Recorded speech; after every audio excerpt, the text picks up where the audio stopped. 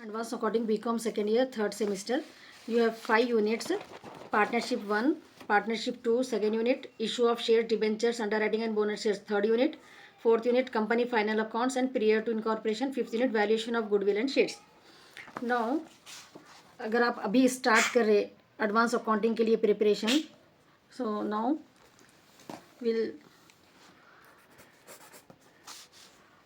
Will start with the introduction. ठीक है. Unit 1 में आपको पार्टनरशिप वन में आपको 3 टॉपिक्स रहते. ठीक है. फ्लक्चुएटिंग एंड फिक्स कैपिटल बोल के एक टॉपिक रहती, एडमिशन ऑफ पार्टनर एक है, और एक थर्ड जो है सो रिटायरमेंट ऑफ पार्टनर. इसमें से कौन से भी 2 टॉपिक भी अगर आप परफेक्ट हुए तो चॉइस में लिख सकते. ठीक है ना. सो खाली यहाँ पर मैं आपको ब्रीफ इंट्रोडक्शन देती हूँ. फ्लक्चुएटिंग ऑफ कैपिटल में क्या रहता आपको, already I have uploaded this videos. Page number 10 सिया के मटेरियल में problems on fix and fluctuating capital. इसमें आपको क्या रहता मालूम है, interest on capital, interest on drawing capital रहता. तो अपने को पहले profit and loss appropriation account बनाना रहता है. इसमें पहले आपको ये याद रहना कि अगर problems on fix and fluctuating capital दिया तो प्रॉफिट एंड लॉस अप्रोप्रिएशन बनाना रहता. प्रॉफिट एंड लॉस अप्रोप्रिएशन में debit side interest on capital आता, जो भी पार्टनर को सैलरी बोल के, सैलरी कमीशन, ये 3 चीज़ें आती है डेबिट साइड में. क्रेडिट साइड में बाई नेट प्रॉफिट जो भी क्वेश्चन में देते वो प्रॉफिट, और इंटरेस्ट ऑन ड्राइंग, ये 2 आइटम जो है सो क्रेडिट साइड में आते. It's clear no. Profit and loss appropriation में अपने को interest on capital, salaries, commission आता, जो भी पार्टनर को दे रहे हैं उनका नाम लिख के. और यहाँ पर ये क्वेश्चन में का प्रॉफिट रहता क्रेडिट साइड का, बाई इंटरेस्ट ऑन ड्राइंग तीनों पार्टनर्स का. अगर मंथ्स नहीं मेंशन करे तो 6/12 लेना ड्राइंग्स का. उसके बाद जो भी आंसर आता वो तीनों पार्टनर्स में डिस्ट्रीब्यूट कर देने का रहता.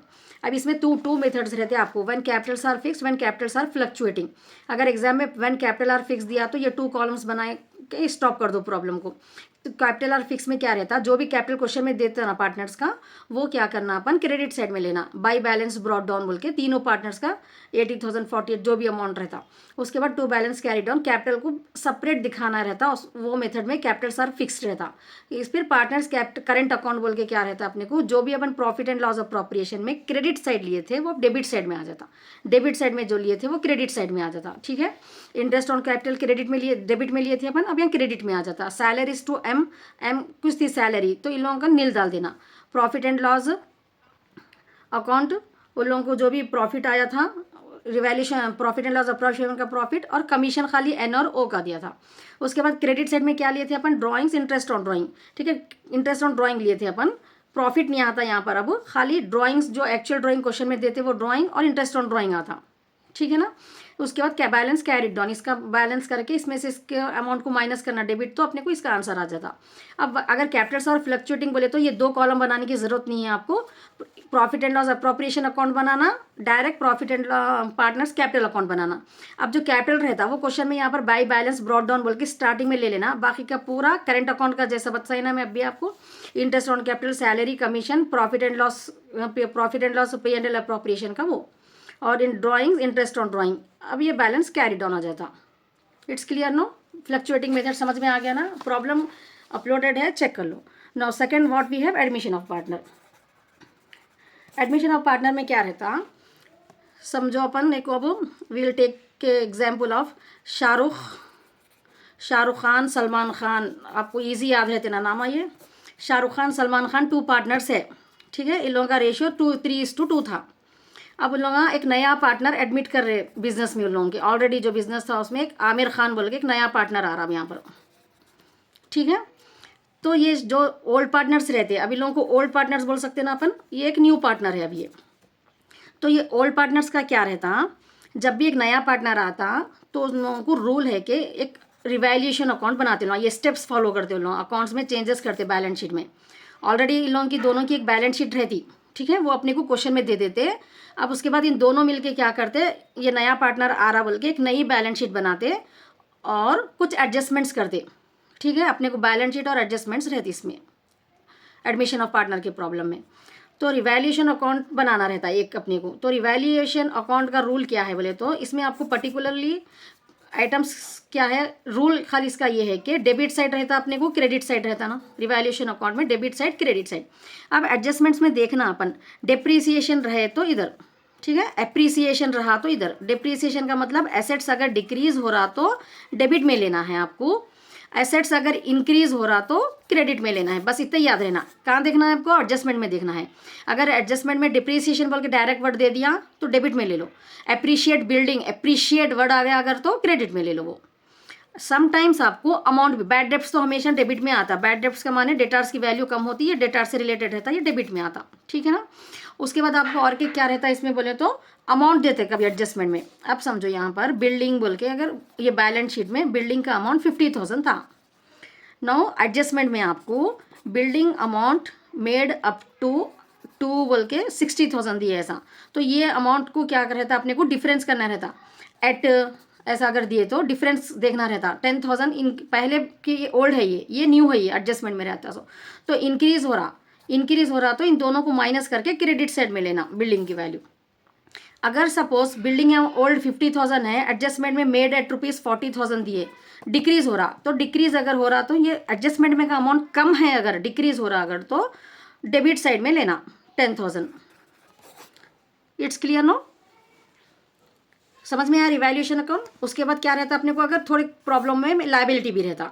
लायबिलिटी का ऑपोजिट रूल रहता। लायबिलिटी का कोई आइटम अगर डिक्रीज हो रहा तो डेबिट से क्रेडिट साइड में, इंक्रीज हो रहा तो डेबिट साइड में। लायबिलिटी का कुछ वर्कमैन कंपनसेशन फंड बोल के देते, एग्जाम्पल बोल रही हूँ मैं आपको। ये अगर इन पहले की बैलेंस शीट में नहीं था, अब लिखना चाह रहे हो न्यू बैलेंस शीट में, तो लायबिलिटी इंक्रीज हो जाती। लायबिलिटी इंक्रीज हुई तो डेबिट साइड में लिखना।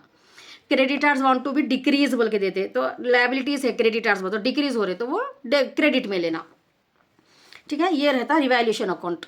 अब उसके बाद आपको नेक्स्ट क्या बनाना रहता? पार्टनर्स कैपिटल अकाउंट बनाना का रहता सेकेंड स्टेप में, पार्टनर्स कैपिटल अकाउंट। अब पार्टनर्स कैपिटल अकाउंट में 3 पार्टनर्स एडमिट भी हो जा रहा उन्होंने, तो शाहरुख, सलमान, आमिर, ये 3 पार्टनर शाहरुख, सलमान, आमिर, ये डेबिट के साइड, क्रेडिट साइड के रहता है। अब यहाँ पर 2 बैलेंस ब्रॉड डाउन बोल के जो भी पार्टनर रहते ना, ये ओल्ड इन लोगों का अमाउंट क्वेश्चन में दिए सो, और न्यू पार्टनर जो लाते हैं उसको 2 कैश बोल के लेना यहाँ पर इसके कॉलम में, आमिर के जो न्यू पार्टनर एक एडमिट हो रहा। ठीक है ना। क्या करना है पार्टनर्स अकाउंट में? पहले 2 बैलेंस ब्रॉड डाउन बोल के ओल्ड बैलेंस शीट में से यहाँ पर लिख लेना पहले। फिर उसके बाद अपन रिवैल्यूएशन अकाउंट का जो भी प्रॉफिट आता वो जो है सो ये दोनों में, अब यहाँ पर इसका नहीं कुछ भी नहीं आता, ये न्यू पार्टनर के पास बस एक ही अमाउंट 2 कैश बोल के यहाँ उसका अमाउंट डाल देके छोड़ दो। अब इन लोगों के पास 2 बैलेंस ब्रॉड डाउन, उसके बाद 2 रिवैल्यूएशन अकाउंट प्रॉफिट। अगर क्वेश्चन में जनरल रिजर्व दिया, पहले चेक कर लेना क्वेश्चन में जनरल रिजर्व या रिजर्व फंड दिए रहे तो ये ओल्ड पार्टनर को डिस्ट्रीब्यूट कर देना 3:2 रेशियो में। ठीक है, जनरल रिजर्व आता है यहाँ पर। एंड गुडविल, अब ये नया पार्टनर जो आता वो पार्टनर को लोग जो है ना कैपिटल लॉ बोलते, थोड़ा अमाउंट लॉ बोलते और एक गुडविल लॉ बोलते। गुडविल बोले तो रेपुटेशन लॉ, इतना दिन से बिजनेस सेटअप करे ना तो उसका रेपुटेशन जो मार्केट में है वैसा goodwill. 50,000 goodwill capital, 20,000 goodwill law बोल के बोलते हैं लॉ, न्यू पार्टनर लाता ये। ठीक है, तो ये यहाँ पर 2 कैश बोल के 50,000 लेना। ये गुडविल क्या कर रहता है, इन लॉ में डिस्ट्रीब्यूट कर देना रहता ओल्ड पार्टनर्स में। ठीक है, ये 4 चीज़ें आती। 2 balance brought down old partners का, 2 कैश नए पार्टनर क्या उसमें कॉलम में amount, 2 reserve revaluation profit, general reserve, goodwill. Clear notice no? अब ये एक्सेप्शन है, ये एक्सेप्शन बोले तो कोई प्रॉब्लम में आता, कोई प्रॉब्लम, ये तो पक्का आता। जनरल रिजर्व अगर क्वेश्चन में है तो यहाँ लेना ही है। रिवैल्यूएशन का प्रॉफिट यहाँ डिस्ट्रीब्यूट करना है आपको। अगर रिवैल्यूएशन लॉस आया तो यहाँ पर लेना रहता, वो भी रिमेंबर है ना आपको। लॉस आया तो डेबिट साइड बढ़ के आया, क्रेडिट साइड कम आता नहीं रिवैल्यूएशन में, तो रिवैल्यूएशन लॉस आया तो यहाँ पर लेना, प्रॉफिट आया तो यहाँ पर ले रहे अपन, ये that also you have to remember. तो रिवैल्यूएशन लॉस अगर रहा तो आता यहाँ पर। और गुडविल अगर विड्रॉन कर ले रहे पार्टनर बोल के दिए क्वेश्चन में, तो गुडविल का जो भी यहाँ पर इन लोगों को अमाउंट आता ना, अब 3:1 है तो 15,000 आया समझो शाहरुख को, सलमान को 5,000, तो 2 कैश बोल के शाहरुख के कॉलम में 15,000, सलमान के कॉलम में 5,000। ठीक है, विड्रॉन ये कब लेना रहता आपको, अगर गुडविल विड्रॉन बोल के दिए तो लेना रहता। ठीक है ना। उसके बाद आपको जो है ना 2 बैलेंस ब्रॉड डाउन बोल के यहाँ पर आंसर आ जाता तीनों का। This is the partners capital account. अब नेक्स्ट आपको बनाना रहता कैश अकाउंट। अगर एडमिशन का प्रॉब्लम है तो गुडविल ये तो विड्रॉ कर लिए, कैश अकाउंट या मर्जी आपकी, बनाना है तो बनाओ, या नहीं तो कैश अकाउंट में डायरेक्ट ये न्यू पार्टनर जो पैसे लाया उसको ऐड करके ले लेने का रहता। ठीक है, 50,000। उसके बाद मेन आपको बैलेंस शीट के लिए कुछ भी याद करने की नहीं है। फर्स्ट ईयर जैसा इंटर में डिग्री फर्स्ट ईयर में याद करते थे ना अपन, वैसा ज़रूरत नहीं है यहाँ पर पार्टनर्स कैपिटल ये पार्टनरशिप में बैलेंस शीट याद करने की। ओल्ड बैलेंस शीट को सामने रखो, ठीक है, ओल्ड आपका जो क्वेश्चन है उसको सामने रखो। कैश एट बैंक जो भी है उसमें अगर 10,000 है, ये नया पार्टनर ला रहा, सो 50,000 को ऐड करके डायरेक्ट यहाँ पर 60,000 डाल दो। उसके बाद बिल्डिंग है समझो, क्वेश्चन में आपकी बिल्डिंग एप्रिशिएट हुआ तो ऐड करके डालो, अगर प्लांट एंड मशीनरी है डिप्रिशिएट है तो माइनस करके डालो। रिवैल्यूएशन में अपन जो भी करते ना ऐड, वहाँ पर जो अमाउंट आता ना क्रेडिट में वो यहाँ ऐड करके डालना है। डेबिट में डेटार्स की वैल्यू बैड डेब्ट्स माइनस करके डाल देना। जो आइटम है वहाँ पर कुछ भी एडजस्टमेंट नहीं करे अपन वो एज इट इज़ लिख देना। अब सपोज यहाँ पर इन्वेस्टमेंट था, कुछ भी एडजस्टमेंट नहीं करे, इन्वेस्टमेंट 15,000 था, एज इट इज़ लिख देना उसको यहाँ पर, ठीक है। नेक्स्ट लायबिलिटी साइड में क्या करना है आपको, अगर क्रेडिटर्स का कुछ एडजस्टमेंट है तो ऐड लेस वो करके यहाँ अमाउंट डाल देना। लोन देता अगर थोड़े क्वेश्चन में एज इट इज लायबिलिटी की आपकी पुरानी बैलेंस शीट क्वेश्चन को सामने रखो, खाली देख के लिखो यहाँ पर, at least you will get 2 marks for that. अगर कुछ भी नहीं पढ़ के जा रहे हैं आप, ये स्टेप मेरे फॉलो करें, एटलीस्ट 2-3 मार्क्स आ जाते हैं आपको, खाली क्वेश्चन वहाँ सामने रखना है आपको, ठीक है। क्रेडिटर्स लोन, अब कैपिटल में क्या रहता है, आप तीनों पार्टनर का ए बी शाहरुख सलमान आमिर है ना अपने का यहाँ, तो इन लोगों का जो कैरी डाउन आया यहाँ पर आंसर, वो आंसर यहाँ पर तीनों का लिख देना, बैलेंस शीट टैली हो जाती है आपकी। नेक्स्ट टॉपिक यूनिट 1 में अपने को रिटायरमेंट है, ठीक है। रिटायरमेंट में क्या रहता, ऑलरेडी 3 पार्टनर्स है समझो, ठीक है, ए बी सी 3 पार्टनर्स है ऑलरेडी, तो यहाँ पर सी जो है सो रिटायर हो जा रहे, अगर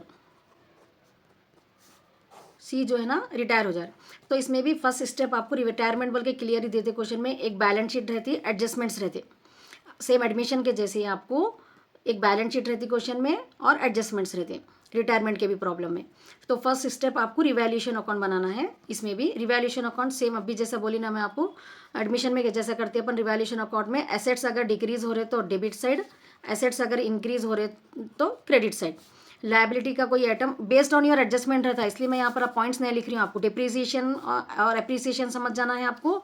अगर अमाउंट दिया तो अमाउंट कंपेयर करके लेने का है, और लायबिलिटी इंक्रीज हुआ तो डेबिट साइड, लायबिलिटी डिक्रीज हुआ तो credit side. It depends on your question, कौन से एसेट्स आ सकते हैं, डिक्रीज हो सकते हैं, इंक्रीज होते हैं, एडजस्टमेंट रहता है। आपको खाली एसेट्स है वो बोल के पहचानने का रहता, और इंक्रीज हो रहा है या डिक्रीज हो रहा है उसके हिसाब से रिवैल्यूएशन अकाउंट में लेने का है आपको, ठीक है। तो रिवैल्यूएशन अकाउंट आपका एडमिशन का प्रॉब्लम रहने दो या रिटायरमेंट का प्रॉब्लम रहने दो, 5 मार्क्स आपको इसके आराम से मिल जाते। नाउ सेकेंड स्टेप क्या है इसके अंदर, अपने को स्टेप 2 जो है सो एक वर्किंग नोट्स करना पड़ता है आपको यहाँ पर। ये वर्किंग नोट्स क्या है बोले तो, सी पार्टनर जो रिटायर हो रहा उसका शेयर ऑफ गुडविल मालूम करना रहता पहले। इट्स क्लियर, क्या करना है वर्किंग नोट्स में, अब यहाँ तीनों मिलके बिजनेस रखिए ना, जमाए वो बिजनेस, तो बिजनेस का जो फर्म में गुडविल रहता रेपुटेशन, ये जो रिटायर हो रहा उसका भी उसमें हिस्सा रहता ना, तो वो गुडविल जो है सो अपने को जो रिटायर हो रहा पार्टनर उसका शेयर कितना है गुडविल में मालूम करना रहता। ओनली रिटायरिंग पार्टनर का शेयर मालूम करना है आपको स्टेप 1 में, ठीक है।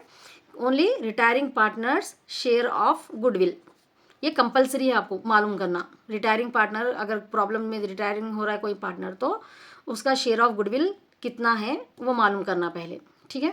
अब गुडविल मालूम हो गया आपने को, वो क्या करना रहता, उसका शेयर ऑफ गुडविल का ये जो आंसर आता आपको, सपोज 5,000 आया समझो ये आंसर, ये गुडविल का जो आंसर आता, ये जो है ना अपने को ये दोनों पार्टनर्स में जो ए बी जो एग्जिस्टिंग पार्टनर्स रहते ना, ये दोनों पार्टनर्स को रेशियो में डिस्ट्रीब्यूट करना, ठीक है। पहले गुडविल में से रिटायरिंग पार्टनर का शेयर मालूम करना, फिर वो आए सो आंसर को ये दोनों पार्टनर्स के रेशियो में डिस्ट्रीब्यूट करना।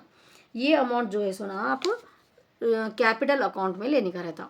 कैपिटल अकाउंट बनाते ना अपन पार्टनर्स कैपिटल अकाउंट, उसमें जो है सो ये बाई ए बाई बी बोल के अमाउंट जो है सो सी के कॉलम में जितना भी, अब यहाँ पर 5,000 एग्जाम्पल 4,000 आया और 1,000 आया, फिर ये same amount 3 column cash book में कॉन्ट्रा एंट्री कैसा रहती थी वैसा सेम फिर इधर आता, ये 2 सीज अकाउंट बोल के ए के कॉलम में 4,000 बी के कॉलम में 1,000, ये आपको याद रहना वर्किंग नोट्स करने के बाद। It's clear, revaluation account same है, ये वर्किंग नोट्स कर लेना। पहले क्या करना है वर्किंग नोट्स में, अगर गुडविल जो भी आपको क्वेश्चन में दिए वो गुडविल का रिटायरिंग पार्टनर का शेयर मालूम करना। फॉर एग्जाम्पल अगर 3:2:1 है, सी का शेयर 1/6 होता, ठीक है, जो भी रेट देता ना अपने को, अमाउंट देता गुडविल, 18,000 गुडविल है समझो, 1/6, तो अपने को यहाँ पर 5,000 आया सपोज, ठीक है, एग्जाम्पल बोल रही हूँ मैं आपको, ऐसा मालूम करना रहता सी का शेयर ऑफ गुडविल। वो गुडविल को फिर ये ओल्ड पार्टनर्स में, एग्जिस्टिंग पार्टनर्स, ओल्ड पार्टनर्स नहीं बोल सकते अपन, एग्जिस्टिंग पार्टनर्स ए और बी अब है रे बिजनेस, सी चले जा रहा खाली, उसका शेयर इन दोनों में डिस्ट्रीब्यूट करना। फिर इधर कैपिटल अकाउंट में बाई ए अकाउंट बोल के सी के कॉलम में 4,000, बाई बी अकाउंट बोल के सी के कॉलम में 1,000, या जो भी अमाउंट आता ना आपको कैलकुलेट करे बाद वो। फिर उसके बाद इधर फिर कॉन्ट्रा एंट्री बोल रही हूँ मैं आपको याद रखने के लिए, कॉन्ट्रा एंट्री 2 सेट जो लेते अपन, ठीक है, यहाँ पर नहीं बोलते लेकिन आपको याद रहने के लिए बोल रही हूँ मैं। 2 सीज अकाउंट बोल के ए के कॉलम में 4,000, बी के कॉलम में 1,000 लेना ज़रूरी है। उसके बाद सेम अपन जैसा कैपिटल अकाउंट एडमिशन में जैसा बनाए, क्या क्या लिए थे अपन कैपिटल अकाउंट में, बाई बैलेंस ब्रॉट डाउन, ए का बी का सी का जितना भी कैपिटल रहता क्वेश्चन में वो, बाई जनरल रिजर्व डिस्ट्रीब्यूट तीनों में भी करना है यहाँ पर भी, बाई रिवैल्यूएशन का प्रॉफिट तीनों का, ठीक है, एंड ये जो भी अभी मैं बताई ना आपको, बाई ए बाई बी बोल के सी के कॉलम में अमाउंट, इधर काउंटर एंट्री के जैसा 2 सीज बोल के ए के कॉलम में अकाउंट। It's clear no. कभी कभी रिवैल्यूएशन अकाउंट में नो प्रॉफिट नो लॉस भी होता, कहीं आंसर नहीं आ रहा बोल के घबराओ मत, नो प्रॉफिट नो लॉस आता, जब यहाँ पर ये नहीं आता, खाली ब्रॉड डाउन और जनरल रिजर्व आता, ठीक है ना। प्रॉब्लम नंबर आपकी टेक्स्ट बुक में 15 है, जस्ट एक आपको आइडिया होने के वास्ते बोल रही हूँ मैं। और जनरल एंट्रीज एडमिशन के रहने दो या रिटायरमेंट के रहने दो, एक एंट्री भी याद ना को करो, बिना याद करे कि आपको कैसा लिखना, मैं ट्रिक दे रही हूँ यहाँ पर। तो first what I told, revaluation account asset decrease हो रहे, मशीनरी बैड डेब्ट्स डिक्रीज हो रहा है यहाँ पर, ठीक है, डेटार्स डिक्रीज हो रहा ले लिए, स्टॉक और फिक्सचर इंक्रीज हो रहा, ये टैली हो जा रहा, just now I told you revaluation account कभी कभी टैली भी हो जाता, तो ये प्रॉब्लम में भी टैली हो गया, ठीक है। सेकंड स्टेप क्या बोली मैं आपको, गुडविल 18,000 है यहाँ पर फर्म का, और जो है सो सी रिटायर हो रहा तो उसका शेयर ऑफ गुडविल 5,400 है, ठीक है। ये प्रॉब्लम में कैपिटल रेशियो पे निकालना है, रेशियो नहीं दिए हुआ है तो इसलिए कैपिटल का रेशियो निकाल लिए 4:3:3, तो सी का शेयर कितना है इसमें यहाँ पर 3/10 है ये, ठीक है, 3/10। अब इन लोगों का इन्हें रिटायर होने के बाद 4:3 ए और बी का जो रेशियो बचता, तो ये 5,400 जो आंसर आया ए और बी में डिस्ट्रीब्यूट करना। अभी जो मैं आपको एक्सप्लेन करी ना उसका बता रही हूँ आपको, ए और बी को 4/7 3/7, सी का शेयर हटा देने के बाद 4:3 बचता बोल के। उसके बाद पार्टनर्स कैपिटल अकाउंट में देखो ब्रॉड डाउन ले लिए, जनरल रिजर्व तीनों को, बाई ए बाई बी बोल के अमाउंट खाली सी के कॉलम में लेना। ये कॉन्ट्रा एंट्री जो बोली ना मैं आपको 308623, फिर इधर भी आता 2 सीज अकाउंट बोल के ए के कॉलम में बी के कॉलम में। अब ये रिटायरमेंट के प्रॉब्लम में क्या रहता, जो पार्टनर रिटायर हो जा रहा उसको लोन बोल के लिखना रहता, 2 सीज लोन बोल के लिखना रहता उसके बैलेंस को, और जो पार्टनर रह रहे हो लोगों को 2 बैलेंस कैरी डाउन बोल के। बैलेंस शीट आपकी एडमिशन ऑफ द पार्टनर के जैसी रहती, क्वेश्चन सामने रखना, आप कैश एट बैंक कुछ भी नहीं करे, एज इट इज लिख देना। Debtors reserve for doubtful debts दिए तो माइनस करके डाल देना, स्टॉक ऐड करके डालना, एप्रिसिएशन रहा तो ऐड करके, मशीनरी डिप्रिसिएशन था माइनस कर दिए, फिक्सचर एप्रिसिएशन था ऐड कर दिए। क्रेडिटार्स कुछ भी नहीं करे, एज इट इज सीज लोन, अभी जो आया सी का रिटायर हो रहे वाले को सीज लोन बोल के लिखना। ए और बी का कैपिटल का आंसर, बैलेंस शीट टैली हो जाती। Even though if you have any doubt ask me in the comment.